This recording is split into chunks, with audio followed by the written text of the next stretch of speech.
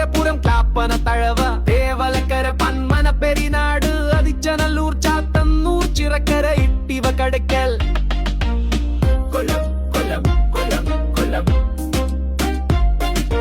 കുളത്തൂപ്പുഴ മയ്യനാട് നെടമ്പന പൂതക്കുളം ചടയമംഗലം ചിത്തറയിലം പള്ളൂർ കല്ലുവാതുക്കൽ കുണ്ടറ കുമ്മിൽ മടിക്കോട് മീനാട് കൊല്ലം കൊല്ലം കൊല്ലം കൊല്ലം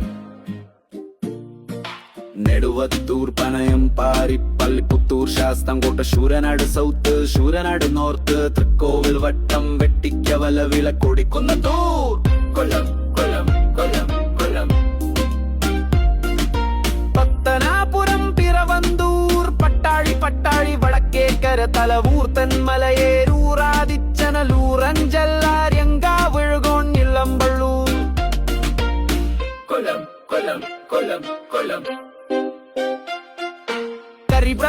കുന്നത്തൂർ കുളക്കട കൊട്ടാരക്കാര മൈലം നെടുമ്പന നെടുങ്കയം പനയമൺ പെരും കുളം പൂയപ്പള്ളി പുനലൂർ പവിത്രേശ്വരം തൊളിക്കുഴിയും മന്നൂർ വലിയം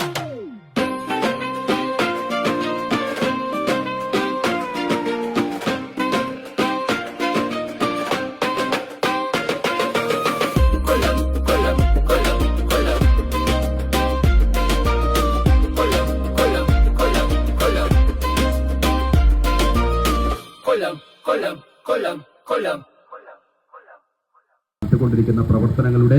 ഒരു ചെറിയ ആമുഖം അവതരിപ്പിച്ചുകൊണ്ട് അഡ്വക്കേറ്റ് സജിത് സാർ ആദ്യം നമ്മളോട് സംസാരിക്കും. തുടർന്ന് ഇതിന്റെ